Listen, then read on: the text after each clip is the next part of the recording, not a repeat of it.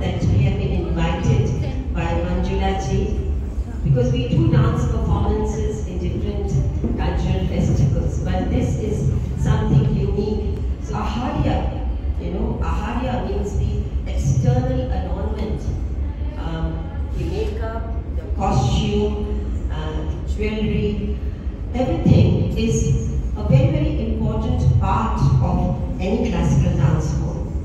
And it is mentioned in the Bharat Muni's Natya Shastra, the ancient text. Its aharya is one of the four main, essentials of abhinay in drama and dance. So any performance is not complete without the complete setup. Actually, we take 2 hours to get ready before a dance performance, putting everything, like the ornaments, the jewelry, the costumes, the makeup. So why? Because when one is performing, one gets into that character. It identifies a character, what one is portraying, and with the costumes, with the attire that one is wearing. And also the performer is transformed totally into the character that one is playing. One may be a very, simple, girl, but once that person is on stage with all the attire and costumes and along with the performances, one transforms oneself. Kathak dance also originated in the Hindu temples. And to what date? Nobody is not sure, because it's very, very, a very old form of dance. But what was there was, through generations, there used to be kathakars, kathaks, who used to narrate the episodes from Hindu mythology, stories from the life of Krishna, Rama, and any Hindu deities. So, the stories and episodes of Hindu mythology were acted out, but they were all male dancers. There were no female dancers dancing in the temple premises during that time. Classical dance, all the classical dance forms, and Kathak is no exception, has a very strong religious fervor. Because in our abhinay, in our stuti, we always we sing the songs of in praise of any deity, and abhinay also we take the episodes from Radha, Krishna, and Ram, Sita. So these things are done in Kathak. So any dance form, any classical dance, begins with an invocation to the muse or a tribute to the guru. A guru is like worshipped. Guru is told as we all know, Guru Brahma, Guru Vishnu, and Guru Deva Maheshwara. So a tribute to the guru or to any deity, and be it Ganpati Vandana or Saraswati Vandana. So we all start with that invocation. Why? Because we need the blessings of the deities, we need the blessings of everybody around, and also the blessings of the Mother Earth. We also do a pranam to the Rangmanch or the stage, and there are tukras. Rangmanch ke tukra means the puja done on the stage.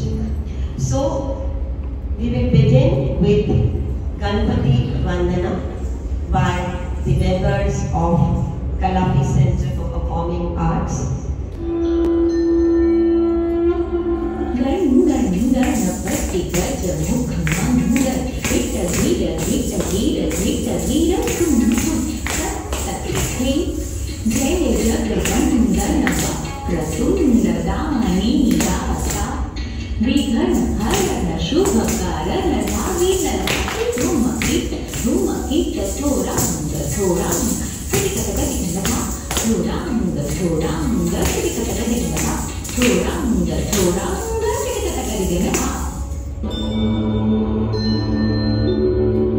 Hey,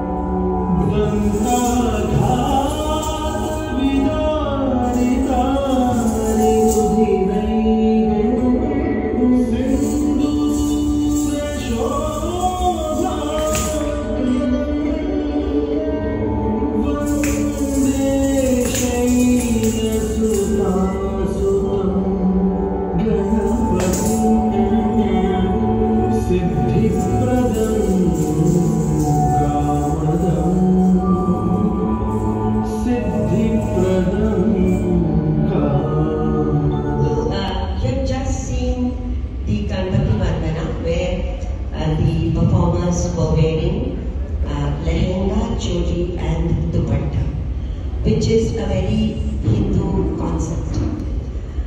Now, Kathak is the only dance form which has a glorious fusion of two cultures, the Hindu and the Muslim culture. And it is reflected in the costumes too. So during the Middle Ages, with the advent of the Mughals, what happened was the dancers were patronized by the Rajas, Maharajas and the Badshahs. And the dance was taken to the courts. And when the dancers were taken to the courts, there were certain things that were introduced, certain elements of this dance form, like certain terminologies, the costume, so like words like Amad, which is actually an Arabic word, which means entry, which is an integral part of Kathak dance now. Then Rukhsar means chiefs. Again, it's the word, and it has come into Kathak. Salami, which has come during the Mughal era. Because now the dancers had to entertain the Rajas and Badshahs and had to do salam to them before they started their performance, instead of doing a namaskar or a ranganjana.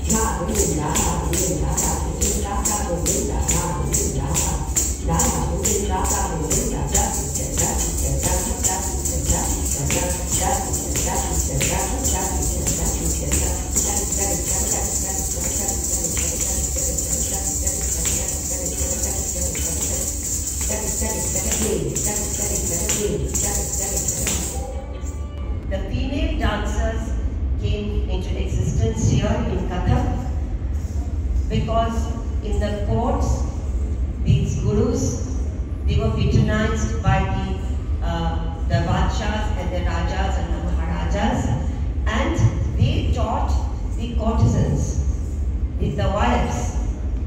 And these wives were actually very versed.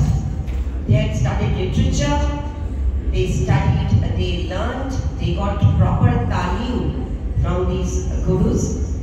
And so the costume also, and because it was done in the courts, and it has a very regal flavor. The textures used were silk, Banarsi, Jardozi, then tissue, and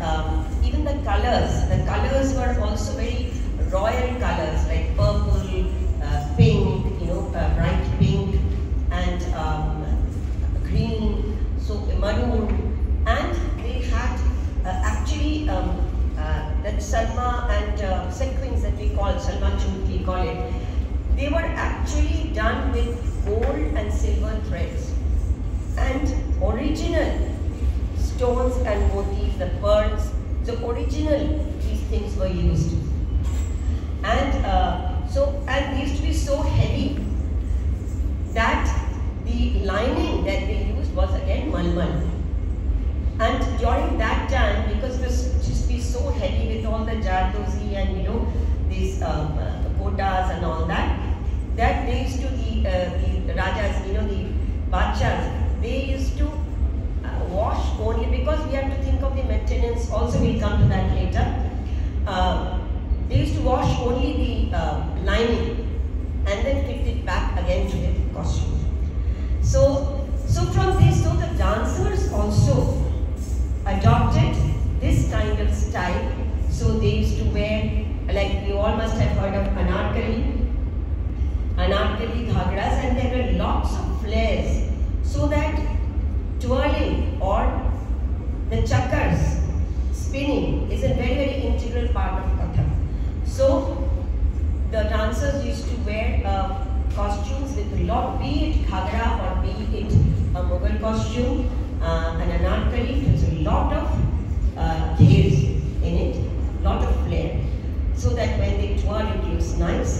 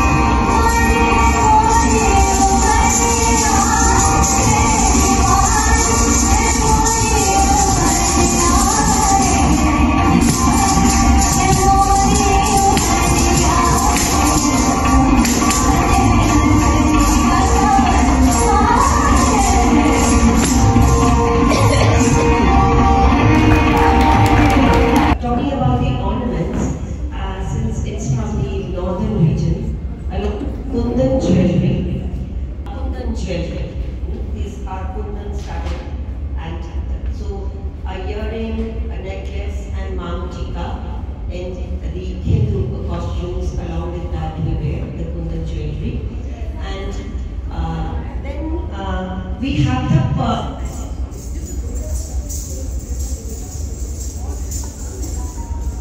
The jhumar, which is a very pretty one that you see, is an introduction during the Mughal era. It started with like stones and mainly motif, the pearls, refined pearls, and even the earrings. Yes, that's a combination of kundan you have done, kundan and. So yes, since it's both the cultures mixed, so we mix kundan with pearl jewelry. But this jhumar is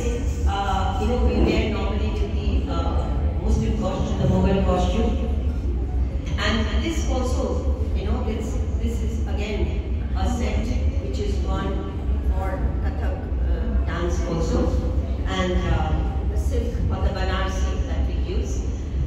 But we have been talking about the wives that they used to dance, but it is not so. So later on, it was the Kathak became very, very popular with great scholars like Sitara Didi and Anandiji and Roshan Kumari ji, who brought the Kathak dance to the common people. Now in every, in city, in every, घर घर में इसका चर्चा होता है, and we see that Kathak is one of the very, very, popular classical dance forms. This is again a Banarsi ensemble. Here, there is this ornament studded on the costume. This is again a very woven costume with the Jardozi pajama and complete Jardozi. This is a Ghagra and Choli pure silk.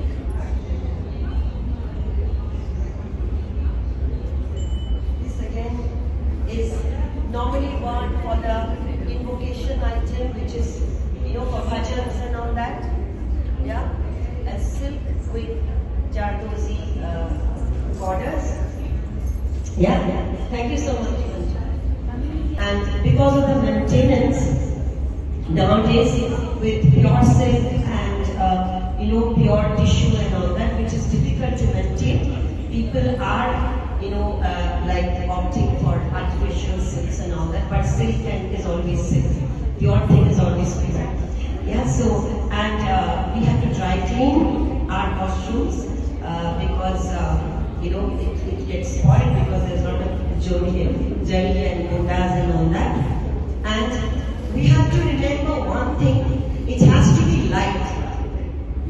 Because I'll just tell you what happened once to me was I liked a wonderful Jardozi border.